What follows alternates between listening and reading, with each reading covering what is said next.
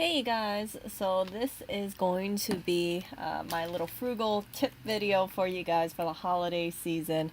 I know today is Christmas. Actually in Hawaii right now it's only 9:51, so it's not Christmas yet, but on the East Coast it is. And I just wanted to wrap this up by giving you some ideas about what you can buy yourself for next Christmas or in the future. And this is related to saving money. So, this holiday season, I'm sure you guys saw a lot of bombardment about all the stuff to buy.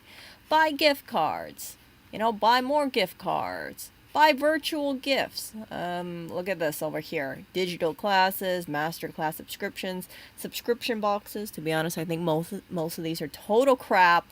And then you can also buy things like table tiles. That's pretty useless. Have you ever heard anyone say, "Man, I really can't wait to get a table tile"? Says no one. You got tech gifts over here. Yes, getting a MacBook is a great gift to get yearly. Just putting it out there. You guys know. Kids gifts over here. All this stuff. Gifts for mom. Like moms don't have blankets and hairbrushes, right? Gifts for dads. Oh wow, look at this kombucha. I don't know about that. My thinking is for a lot of the gifts, and I've said this before, is if you want to buy a present for someone, save your time a lot of this stuff. Like, don't buy this stuff. Just buy them food. Buy them like a box of chocolates. Take them out to lunch. Take them out to dinner. But this stream is not about buying stuff for other people so much as yourself. So if you are, let's say, feeling like, oh man, I really should buy myself or treat myself something to Christmas, this is what I would suggest to you guys. Think about an item that you will appreciate year after year. An item that you'll kind of think to yourself, wow, this is actually pretty handy. And I got to thinking about it. I'm one of the hardest people to shop for because outside of consumables, it's very tough for me to find something that I really like. And it dawned on me that I've been buying myself a gift every month, and that's satisfies me a lot with the whole gift giving to myself. I think it's important to be a very giving person, not only to other people but also to yourself. And what am I referring to? What gift do I buy myself every month? It is the gift of stocks. So my recommendation is every month spend some money on stocks, investments. I mean, you really could buy anything. You could buy gold. Let's see. Well, okay, you guys shouldn't look at the 10-year chart. 2012 gold was 1,800. Right now, gold is about 1,800. But let's forget this, okay? Because I know we got some Peter shifts over here. Let's go to the 5 years so you can focus on this, okay? It looks a lot better. So you could buy gold. You could buy, I wouldn't recommend silver. You could buy cryptocurrency. You could buy stocks. But the thing is that have an asset that in your mind will appreciate over time. You will get more mileage from a gift like that compared to any of these freaking Christmas gifts, okay? I guarantee you that in 10 years, your kid, if you have a kid, is not going to give a crap about this plushie. If you get this kind of hairbrush, I don't know if you're going to still be using this electric hairbrush or this turntable, but something like a stock, especially one, even if it has like a small dividend and it's a strong growth stock, you will be happy with those returns. So, for example, not financial advice, but this is a stock that I'm invested in, one of the stocks I'm invested in, and too much to people's anger and disappointment, it is Apple. Yes, I'm invested in Apple. So let's talk about the 1 year, right? You can see 1 year it grew 28%, 5 year it grew 508%. So let's talk about this, right? Let's say this holiday season, we'll grab out the investment calculator. You spent Let's try this again. You spent $100 on yourself. Every 10 years, let's say your return rate for that is 15%. Apple's grown more than that in 5 years, but let's just say 15%. Additional contribution at the end of the month, let's say you say, okay, every month I'll do $10. We'll keep it frugal, right? That means if you click this on, you spend $1,200 on yourself. In 10 years, The interest will be $1,704. So you will end up with $3,004.28. All you have to do is just have a starting amount. Let's say you have $100. And at the end of the month, you invest in $10. Now, let's say you're like, okay, you know, Erica, I don't want to do that. I just want to give myself $100 at the end of the year and just invest that, okay?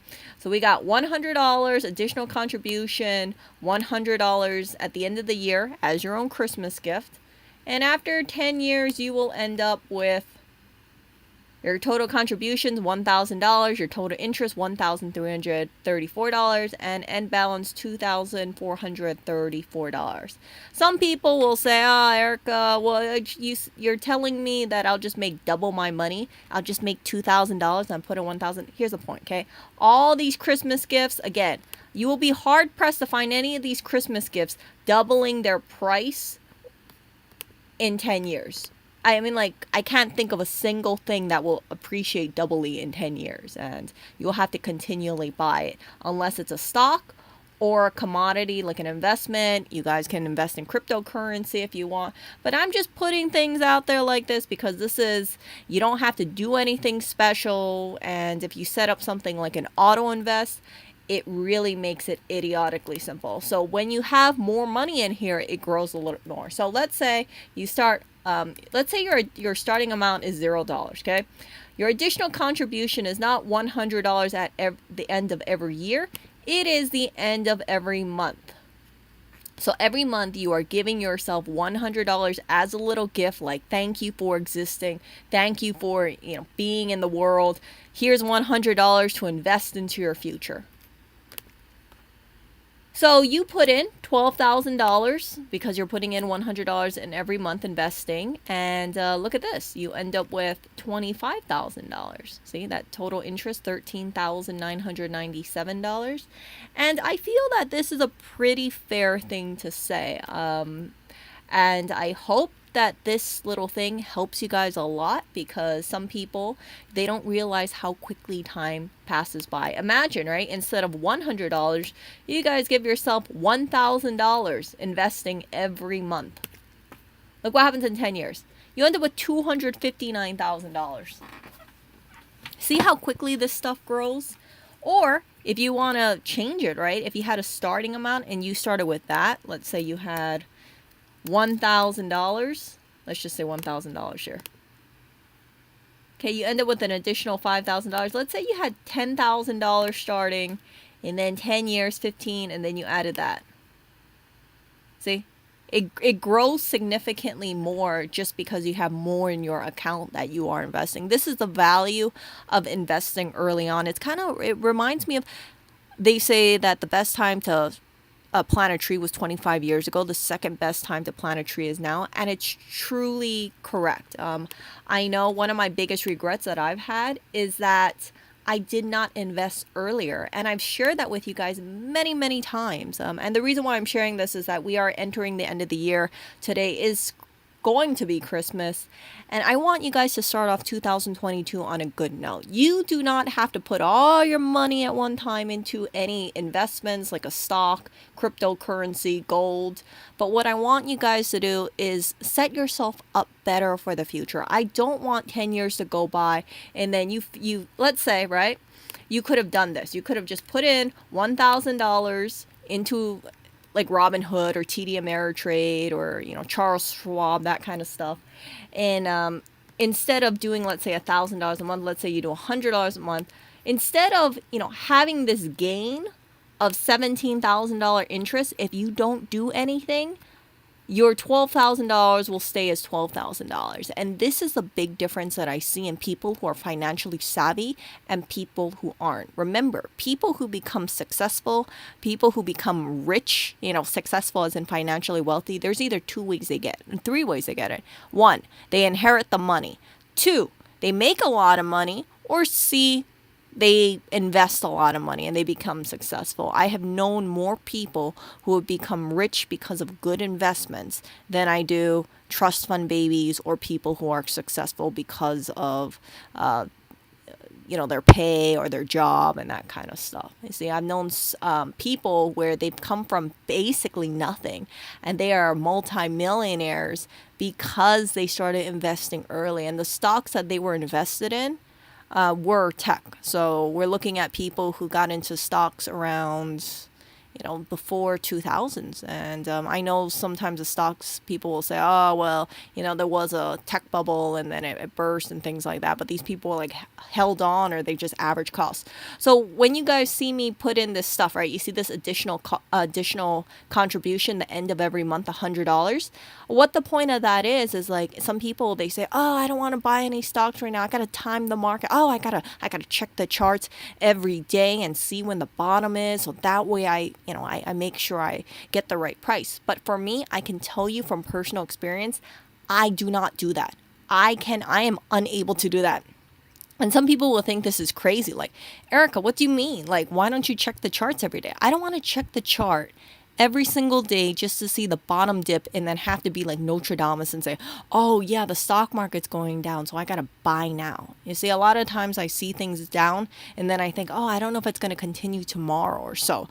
So what I've done instead is, as you guys know, I have an auto invest. So I have money pulled out of my bank account every month for various stocks, one of them being Apple, and X amount going into my investment. So let's say, for example, right, let's say I have, in this case, right, let's just say I have like $100 going to Apple every month.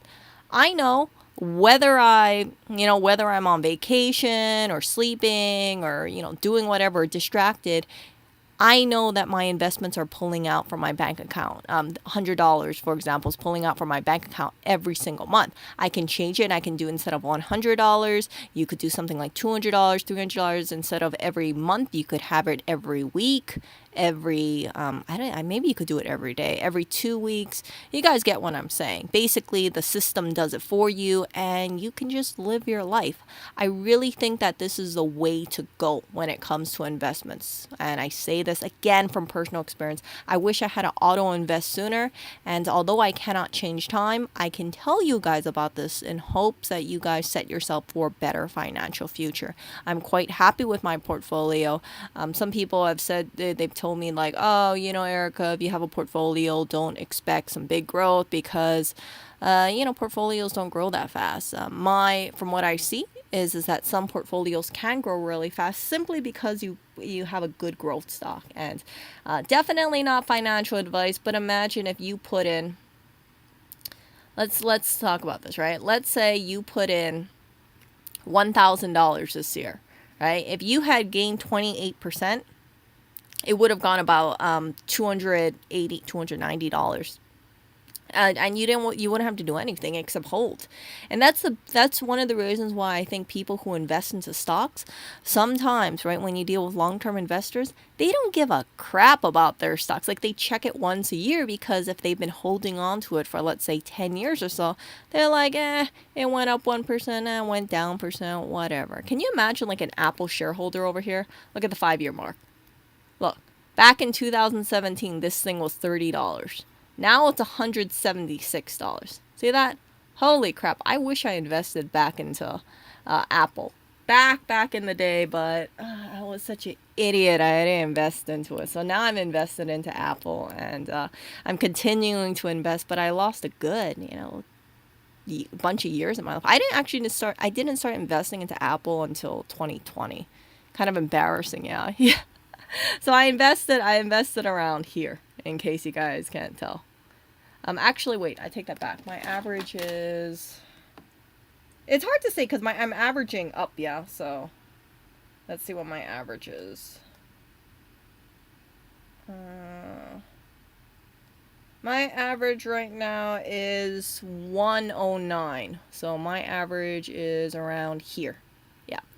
So you can see 109, now it's at 176. That's pretty substantial. And because I keep investing in, my money is growing. Apple also does have a small dividend over here.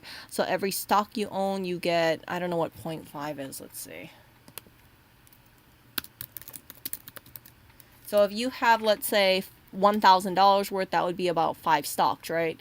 So you would get about $3.75, right? 75 times 5, 3, I think 375 from your stocks every year. And when you had that dividend, you can choose to reinvest it into Apple, or you can just take the money out, or you can put it into another stock. Most people that I know who do have dividends, what they do is they save up the money and then they invest it into either this, well, they usually invest it into the same stock because they want their holdings to grow. So let me read chat really quickly. Oh, yes. Thank you, you guys. Yeah, Merry Christmas to you too. I don't know. You know what? I don't.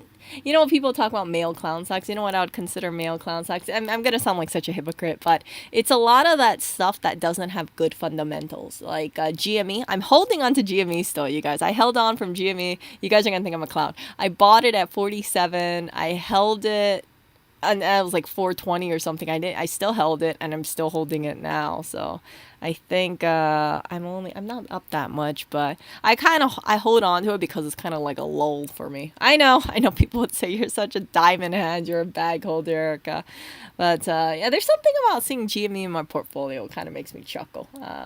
So I would not invest into any of the Wall Street bet stocks because I feel like it's how would I call it? I want to call it like it's like a tidal wave going up and you don't know when it's going to crash, and it can give you can get a lot of gains, but if it's going down the downstream and you're not timing it right, you can lose money instead of make money, and you don't know if you buy at the top and let's say you put in something crazy like $20,000, right? You don't know if it's ever going to hit back up there. Some people, and this is just a warning, they bought, for instance, BlackBerry at the top. There was this one guy who said something along the lines of he convinced his dad to buy BlackBerry, I think when it was like around $25 or $27. And then the dad said, okay, sure, I'll give you my money, my retirement money. And then they bought it, and then BlackBerry just never went up there. So they felt so embarrassed because they spent their dad's retirement money on BlackBerry stock. BlackBerry, the cat is good. BlackBerry stock at 27. Let's put it this way. I don't think BlackBerry as a stock is bad, but I would not hold BlackBerry over any big tech like Google or Apple.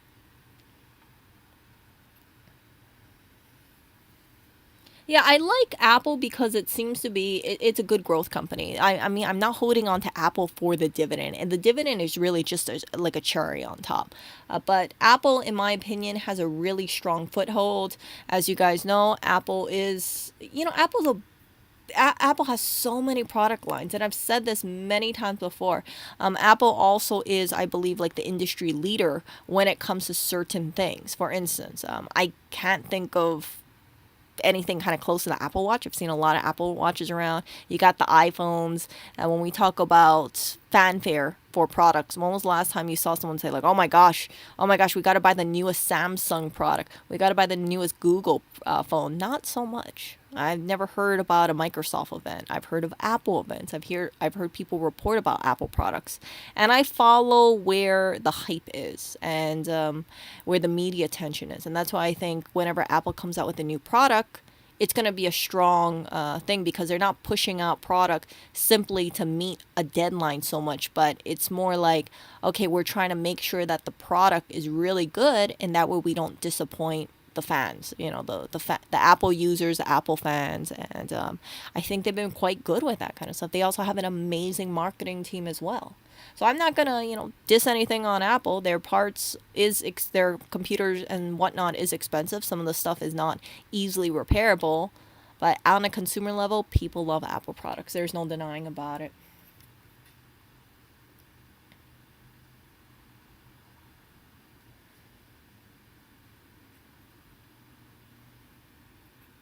Oh, I'm not touching cannabis for it all. I got burned hard with Aurora cannabis. I was the one who invested into ACB Aurora. Oh my god, I don't want to talk about that stock. I lost like 90% of my money in that stock. 90% of that holdings. And that was, I think I lost like a couple thousand off that. I mean, I was testing the waters during that time, and gosh, just seeing that burn, like, oh my gosh, it chills me so much. I don't even like looking at that, the cannabis stocks. I'm still holding on to it because I said, what's the point of me selling it when it's like 90% down? But thankfully, my tech has definitely outpaced all those loser cannabis stocks.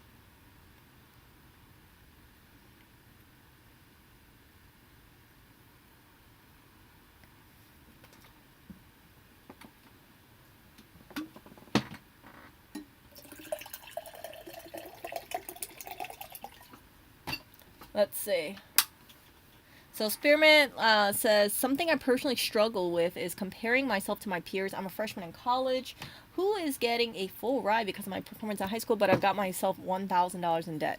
Okay, Spearmint, you're not asking me for advice, I think, but I'm going to tell you this. The fact that you're getting a full ride in college is an amazing thing, and you should really congratulate yourself for that. I know you think $1,000 in debt sounds like a lot, but once you get a good income, and let's say you make $70,000, that $1,000 is going to seem like nothing. And I'm really happy and I'm really excited for you. But I don't want you to just like start with this whole thing as like you just like look down on yourself. That's really no way to look down. I hope you're really proud of yourself. You really should be.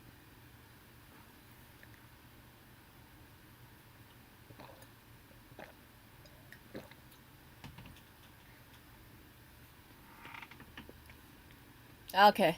Yeah. Let's see. Oh, wow. Okay, so I didn't read this message over here.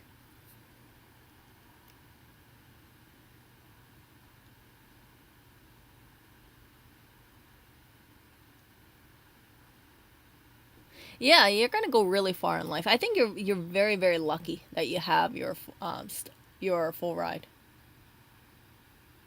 Yeah, don't gamble. Don't gamble because, I can tell you for a fact, some people when they did this whole GME thing. I remember I'm holding on to the GME because I get lulls from it, okay? I would not suggest anybody hold on to GME. It's just like whenever I look at my stock portfolio, I'm like, "Oh, how's GME? How's GME? How's GME?" But again, if I was to hold my whole stock portfolio in GME, it would be I would be kind of depressed because I'd be like, how come I didn't sell it much higher? But yeah, like GME, I think I only have about $600 in it or something like that. So it's not much at all. It really isn't.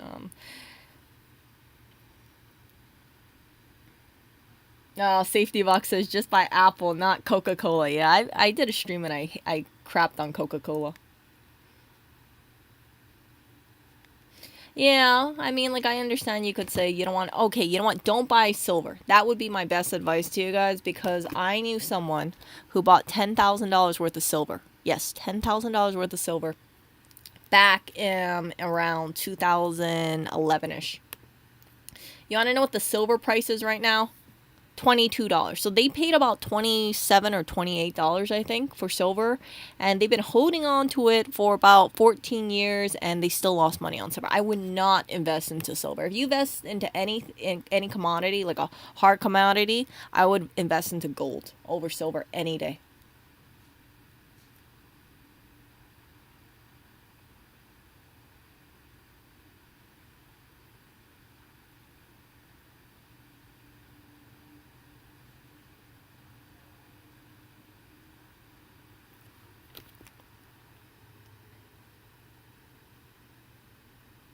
Mm.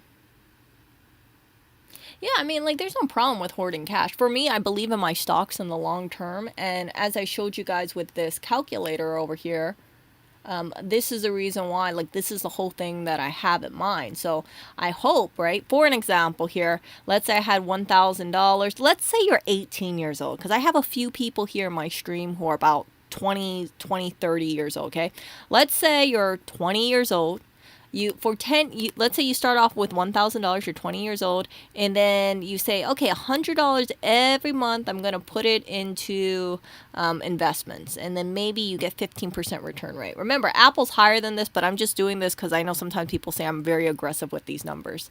If you have this in place, your total contributions that you personally put in would be $12,000, but your interest would be $17,000. Your end balance when you turn 30 years old, right? Remember, you start at 20, you do this for 10 years, will be $30,000. And if you hold this on, let's say longer, right? So you do this for 20 years. See how this number just grows? Like, you don't have to do anything. It's just having money withdrawn from your account, $100 at the end of every month. And that's why I think like this is really something, because this would be extra amount that you would have when you are 40, and then let's say you're 50. Let's see here. 30. Yeah, 30. See it? It grows. We're assuming that, you know, your stocks still hold up in 30 years, and I don't think anything's going to happen for Apple in 30 years. If you don't feel comfortable doing Apple, you could do another stock instead. I don't think you would get this growth from Coca-Cola, but that's just me. So you can see that just doing something steadily for 30 years can make you a good amount of money, and I feel that this would be good enough for you to retire on, provided that you keep putting in money. So you can see the contributions from 30 years will only be $36,000. However, your interest, just having your money sit there and assuming that the stock is keep growing, would be $585,000, and that means you get really, out of the $37,000 you put in over 30 years, you get $622,000. And I don't think this is too aggressive at all, you guys, but you just need to let time do its thing. And that's why I say it's very important for you to give yourself a gift every month, ideally, or have something in place where you don't forget. Having an auto invest, again, is idiot proof. If you have the auto invest, you don't have to worry about, oh, let me time it on the 15th of every month. Oh, hold up, let me make sure I write it down on my calendar, because humans forget things, right? And I forget things as well.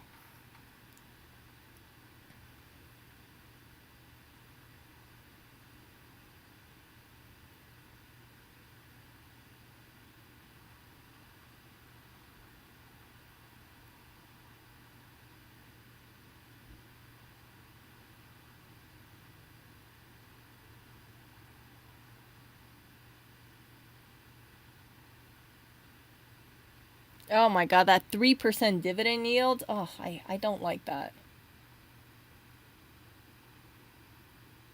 No, I don't want to do any cannabis stocks. I don't want to touch that sector at all.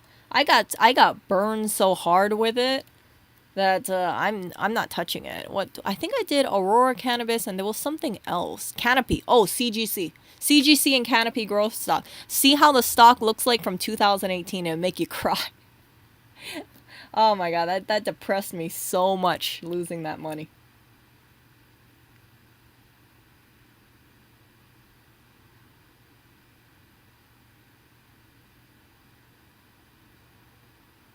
Yeah, I bought that stock. I bought Aurora, and I bought Canopy growth stock, because back in 2018 they were supposed to be the really big ones. I think Aurora Cannabis was supposed to be huge, but then stuff happened, and I can't remember what happened. But it just was a disappointment after disappointment after disappointment, and that's why I just wrote. I'm like, I still have it, but I don't like looking at it. I'm like, oh, jeez. It was painful, you guys. Painful. So all that stuff, okay? I hope that this helps you guys, and I hope Spearmint, well, I know Spearmint has a good head on their shoulders, and I know they're going to go very far in life, and $1,000 in debt, that's nothing. But just remember that you know, you being mindful about that debt, that is so much better than a lot of people out there, because I know people who, when they're into a little debt, they're like, I don't care if I into debt, I'm going to get more and more debt. I know a person, for instance, who racked up over $50,000 in debt, and they didn't change their buying habits at all. Can you imagine that? Racking up $50,000 in debt. It wasn't due to real estate. It wasn't due to educational loans. It was just buying stuff, being, you know, just making, just going outside a budget, and then it just went over and over and over. And the scary thing about debt, I've never been in credit card debt. You know, I always pay all my credit cards in full, and I do that very proudly. I think the scary thing about debt is when you factor in making minimum payments, they put so much interest on this. So you guys see how this interest is over here? You see how it works in your favor? Imagine if you have credit cards and your interest on your minimum payments is like the opposite of this. So instead of you owing, let's say, X amount of money, you owe a significant more because you are only making minimum payments. I know sometimes people will think like, oh, Erica, I didn't come to the stream to listen you preach about minimum payments. But seriously, you guys, if you have credit card debt, try to pay that stuff in full as fast as you can. I would say if you can, have it auto paid in full from your bank account and just change your spending habits if you can. I know that sounds really preachy from me. I don't have kids, I don't have a mortgage, so my cost isn't as high as other people. But if you don't have high expenses, like Spearmint over here is a college freshman, you can pay you should be able to pay a lot of your stuff in full, especially if you live beneath your means. Beneath your means is much better than living whatever you can afford. I always aim to live beneath my means. So if I can afford living, let's say, let's give an example, like a 500 a week lifestyle, I rather try to get that down to 50 or less, as little as I can, because I don't know any single person who has been stressed out about being too frugal. And I'm being very honest here. For me, when I go out and I buy stuff, I always think to myself, do I need it? Is this a good price? And that's it. I never have to second guess my purchases and say, oh yeah, I just bought stuff for the hell of it. Now I'm older, now I'm wiser, and I've learned from my past experiences where I don't want to buy stuff just for the sake of buying stuff.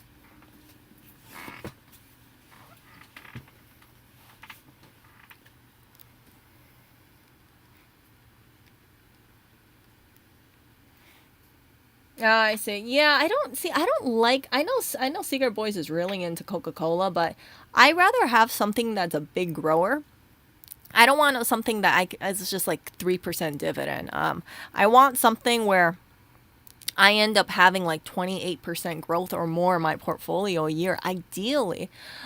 Just because I think times are tougher now for people. Inflation is going up. So I want to have a high growth stock. That's why I'm so much pro tech. I think tech is really the way. But again, tech can go up and it can go down. So the best way to get into any of these investments is really dollar cost averaging, right? Putting a little bit of money, little by little by little, and just doing it that way.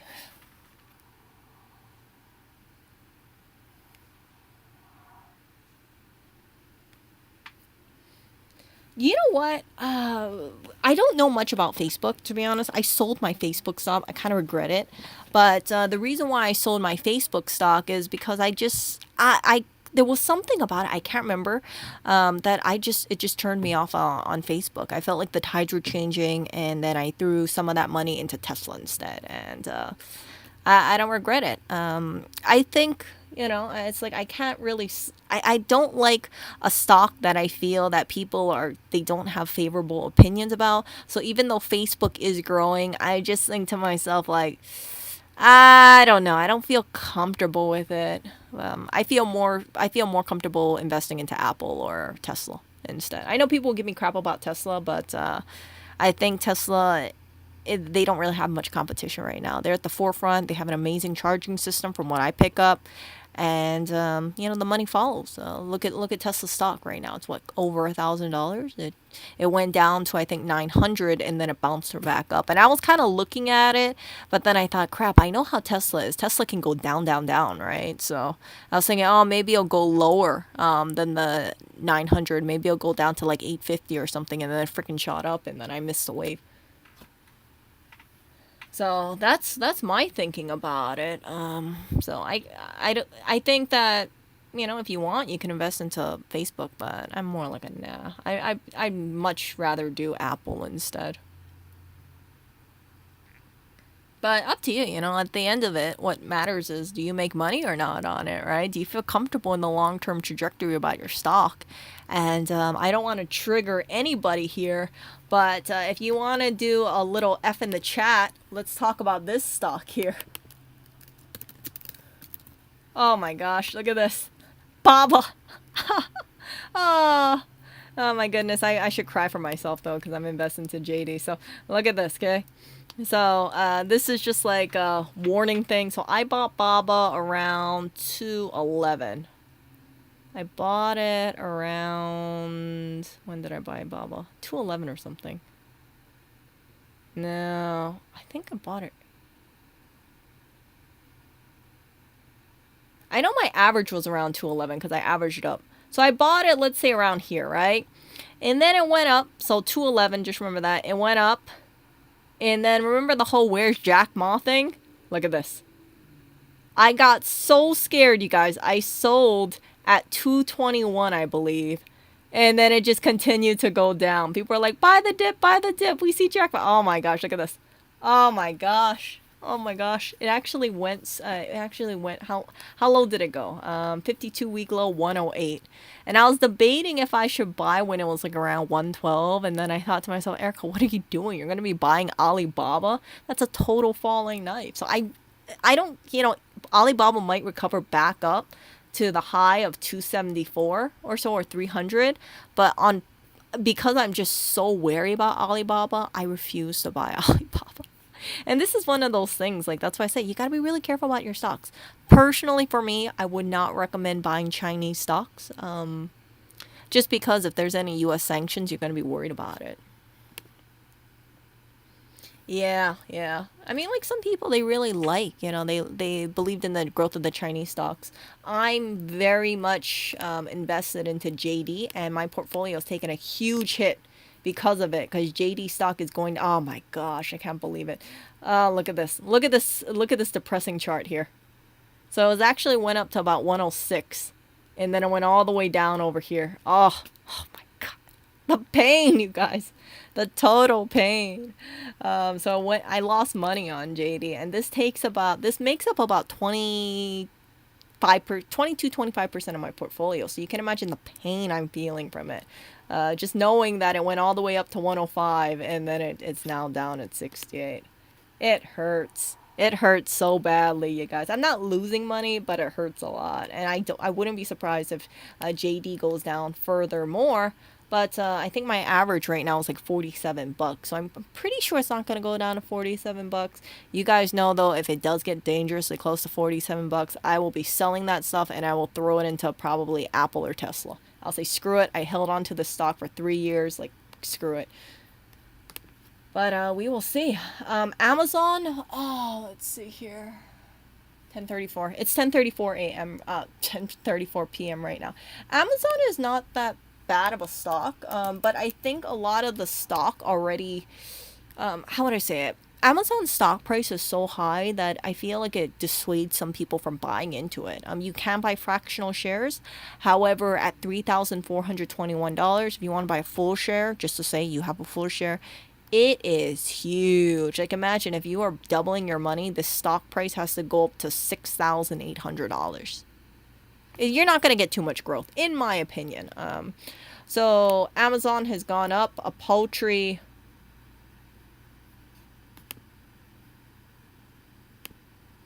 4.18% this past year. It's pitiful, but again, I think Amazon is just way too big right now. I think they definitely need to do a stock split. I think if they did a 5-way stock split, so they brought it down to about 5 divided by 34, 690 something like $680. I think that would be the best way to go about it. Not keeping it $3,421. Amazon's high, as you guys can see over here, is $3,773. I am confident that Amazon will go up. It just does not move as fast as other stocks like Apple or Tesla. Yeah, I mean, it's too heavy, It's like, if you want your money to double, remember, Amazon has to go up to 6,800, and it's sore. So I bought Amazon. I think my average is $1,488. But as you can imagine, I'm not seeing it. It's been kind of like a hateful relationship in a sense, because it's like, I'm like, come on, go up, Amazon, go up. and it goes up and then it goes down, and once I see it go back down to the $3,200 level, I get depressed. I'm like, I mean, I don't really get depressed, but you can see how it goes from like 3,300 down to 3,000, 3,400 down to 3,100. You see, it's like the middle ground is around 3,200, and it kind of floats around there, like up, down, up, down, up, down. However, if you look at the chart here, you can see the bottom over here is 2,951. Bottom over here is 3,151. Over here is 187. Over here is 283. So when you pick the bottoms, right, you can see it's going progressively up. Right? The bottom peaks are going higher and higher and higher. It's just that it's not moving as fast as Apple. But it did gain 4.18% this year. So it's definitely a stable stock.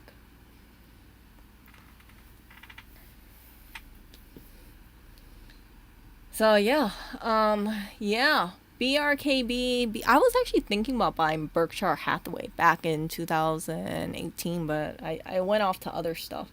Yeah, no problem, Victor. I hope you guys have Merry Christmas, and I hope you have a good night, Victor. So that is just my, stock talk over here. Just, of course, I've said it many times before, but I'm not a financial advisor. I'm just a person who likes looking at charts and then tries to figure out what is the best way to grow her portfolio.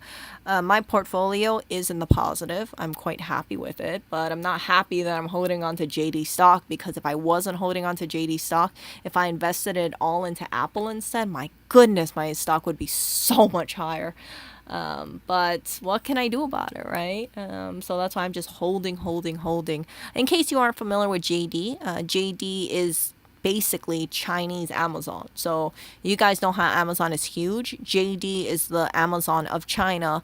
They basically built themselves to be like Amazon. The only thing is that it takes time and a lot of resources to be like an Amazon. So it's been a very slow and progressive growth. It's a lot of investments, but JD is huge. It's absolutely mammoth. And I'm not saying this because I want you guys to invest in JD. I would not recommend buying JD right now, because if any of you is getting into stocks right now, this is not the stock you want to hold on to if you are risk adverse. I would not recommend buying into the stock, because you have to have some really steel cajones over here to be able to deal with a 6.92%, especially if you are invested significantly into this stock. You see, so again, I have a cushion over here because my average is 47.90 something. But if I didn't have that, and let's say I bought it at 72 and I saw it go down to 68, I would have been sick. JD has taught me a huge lesson, in fact. I remember when I bought it at 47, it dropped down to 20, and I felt so disgusted, you guys, back in 2018 or 2019, because I realized 50% of the money that I put in dropped. And I had that option to sell or hold, and I chose to hold. And that's why it's like JD has been a very bumpy ride for me. But I only invested into it because I believed heavily into this stock. See, so I'm around here. This is me, like $49 or so. I bought around the peak. Look at this. It went down to 21. Oh my gosh. And then it went back up, and I've been holding. And then it went 93, and then it went all the way back up somewhere around there, here. I forgot. Yeah. So February 2021, it hit its peak, and then it just kind of went down, and it's just doing the Alibaba thing. This is just the reality of stocks, okay? Stocks do not go all up. You can get burned by stocks, and stocks is really a test if you can handle that risk. If you cannot handle the ups and downs, if something makes you sick, if it goes up 1 or 2%, do not get invested into stocks.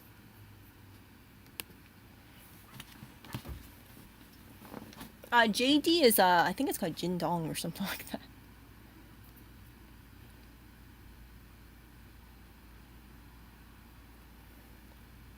Yeah, it's like the Chinese Amazon, but the problem is that with the Chinese stocks, you have a lot of you say the wrong thing against Chinese government, they get mad, right? That's what happened. That's what happened to Jack Ma. You can look at it, and then the criticism wasn't even that bad, in my opinion. But they took it like super offensively. Like you shouldn't talk out against the Chinese government. Do you think Lucid will go to the low 30s? Let's see. Let's see the Lucid stock. So if you guys are familiar with Lucid, you guys know I've been invested into Lucid for a while. What is my buy price right now? You guys know this. Like, I told you guys when I bought Lucid. I never added more positions in here because I rather just throw my money into Tesla over Lucid. But I bought it when it was 1948. Yeah. And then I bought my 28 shares at 1948. I didn't have that big of a position into Lucid. This is when it had this whole thing with, what was it before? What was Lucid before this? Oh my gosh, I should remember it. It's when they did the S-Pack thing. What was that S-Pack? Lucid stock S-Pack.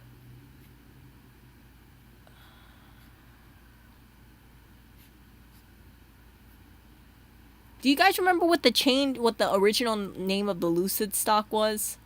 I can't remember it off the top of my head. You guys know what I'm talking about. I'm trying to remember it. Yeah, Melvin. No, oh crap. What was it? Yeah.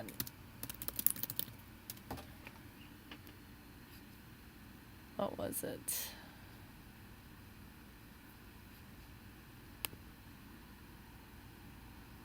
It went from something to something.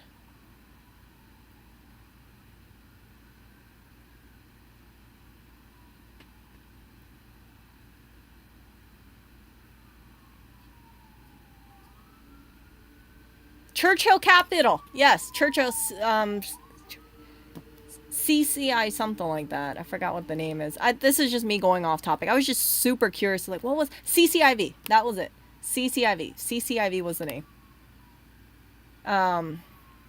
So Lucid, look at this. I genuinely thought, and this is what I felt about Lucid. You guys can correct me if I'm wrong, but I always thought to myself, Lucid is a competitor of Tesla. I felt that if people could not afford to buy Tesla, then they would go into Lucid. I know this sounds stupid thinking over here, but hear me out, okay? I think that when people think about, okay, well, what could be competing against Tesla, American wise, some people thought like, oh, it might be Lucid because of that Peter Rawlinson guy. And I think that Lucid can go down, but I feel like it has a pretty good base right now. I think unless they like miss targets, I'm not seeing it go down like back to the 24 range. But if it does, maybe it will. But I feel like it's pretty stable, to be honest, around this number. If they blow it out of the park or something, I won't be surprised if it goes back up to 45 or 50. But this is just me saying that what I kind of think about Lucid. They're positioning themselves as a luxury EV, right? Kind of when I think like luxury, I think like kind of like Mercedes Benz. They have what was it, the Lucid Air, the Lucid Dream, or something like that. They look like pretty cool cars, but yeah, they distinguish themselves from Tesla because Tesla cars are not luxury. They're so cheaply made. They're really crappily made. Yeah, CCIV was the name. So I don't know, like I don't feel comfortable with Lucid adding more just because I think that Tesla is such a big player right now. If you are invested into Lucid, seeing what happens, but I think between the two, Tesla's definitely the stronger one. In terms of doubling, what has more ability to double quickly? I would have to say that if you're following hype, it would definitely be Lucid, but don't discount Tesla because Tesla's ever expanding. Lucid, like I said, Lucid's kind of like lost its steam. It's if it surprises people, then I can see it pop even further. But I rather go with Tesla between the two. Neo for Erica. Oh, I already bought Neo. Oh, I got burned on Neo, you guys. I tried to like spread out my EV stuff, and I bought Neo and I got burned. I think I'm down 30% for Neo. You know what Neo is? Chinese. Oh gosh. So that's why I say, like, don't buy Chinese stocks, you guys. My Chinese stocks burned me. I rather just go into I rather just go into like American tech.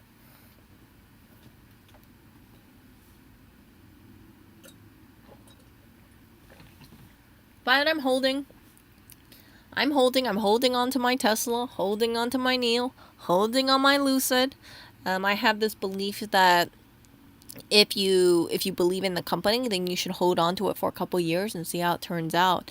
I could let go of JD, but my fear is that because I already knew what JD had in mind, I fear that if I let go of JD and it runs up, especially because I think it's been oversold right now, I worry that it'll run up and then I'll kick myself and be like, "Frick, why did you sell, Erica? You still had a profit." You see?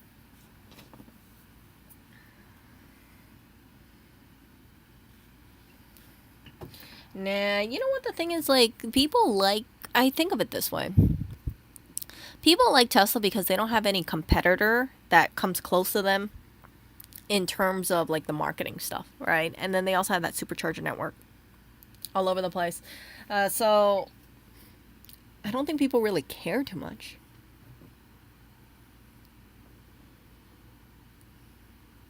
Yeah, really hold off on the Chinese stuff.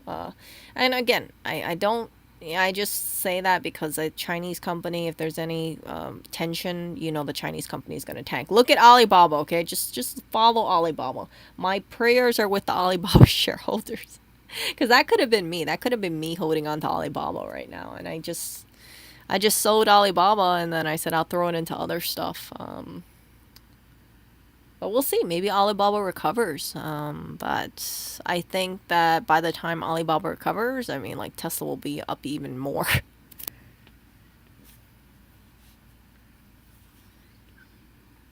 No, I don't have any interest in uranium or anything like that. So my whole thing, a lot of my portfolio is just tech, American tech, and Amazon, Apple, that kind of stuff.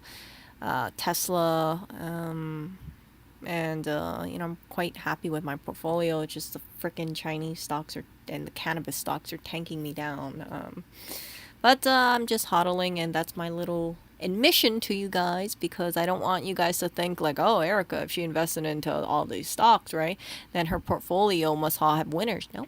Yeah, it's like really luck of the draw. But if you are fortunate enough, you will have most of your holdings in the stronger stocks, or your stocks will have a profit. It won't be a losers. So keep that thing in mind, right? If you do decide to put your money into a stock, make sure it's something that you truly believe in, and a stock that you think is truly strong. There's nothing wrong with diversifying, but keep in mind, the more you diversify, the more you have the more you won't see as much growth, right? So if you have, let's say, I don't know, 40 different stocks compared to 5 different stocks, right? If the market kind of goes up and down and up and down, you might have some winners, but you could also have losers holding it down, and it just, like, growth doesn't seem as great. Pharmaceuticals, I'm not into the pharmaceutical sector. I just, I'm not into that kind of stuff. I have like a few holdings, but they were losers. They're absolute losers. Thankfully, I didn't invest that much money into them, but they're freaking losers. I would not touch pharmaceuticals. I just stick with tech. Tech is the runner. Tech is the one that I feel that the big money is behind, and to be honest with you, I don't see tech going away anytime soon. I don't see people stop using their Apple computers. I'm not going to start seeing people say, oh, yeah, let's stop using smartphones. Let's stop using our smartwatches and our laptops and our desktops. That's not going to happen. So I will talk to you guys later. This has been a great conversation, and I hope you guys pick something up from it. I hope that if you guys do decide to take my advice, remember, you don't have to go all in. You can do that dollar cost averaging, and I wish you luck and fortune and success in the future. Whatever stock you decide to do, don't be ashamed to diversify. Okay, you can invest in more stocks if you want. If you want to invest in 2 stocks instead of 1 stock, go for it. I would suggest that. You can do 5 stocks if you want. Whatever you decide to do, just make sure that you average cost in, because if the stock takes a hit by 5%, you don't want to be that person who says, "Oh, I want to invest more, but I can't because I don't have any money." So, if you do something small or sustainable like $1,000 a month or $100 a month, you will be able to say, "Oh, yeah, well the stock's depressed right now, but I can still put money into it." So that's where the benefit of living into I know. What am I going to say? I think I already see it, right? That's the benefit of doing this kind of dollar cost averaging. And I think this is going to be my only frugal tip video about investing that I'm going to have in this playlist. I do have a new playlist in case you guys didn't check it out. It is the frugal tip playlist. I think this is going to be my 45th video. So if you want to see all my frugal tips that I've been saying, you can watch the whole thing on autoplay, or you can just selectively click. The stuff that I share is stuff that kind of came to me randomly, and I'm like, oh, I better document because maybe someone can find this useful. And this is one of the videos that I think I'm going to add on there because I think this is useful to people, right? I want you guys to make small investments, make a small gift to yourself, and that way you can always say you're treating yourself. You're treating yourself kindly for the future, and not just for you, but also future loved ones as well. So you guys take care, and I shall see ya, and you guys have a very Merry Christmas. I can't believe you guys are still up. It's almost 4 a.m. See ya.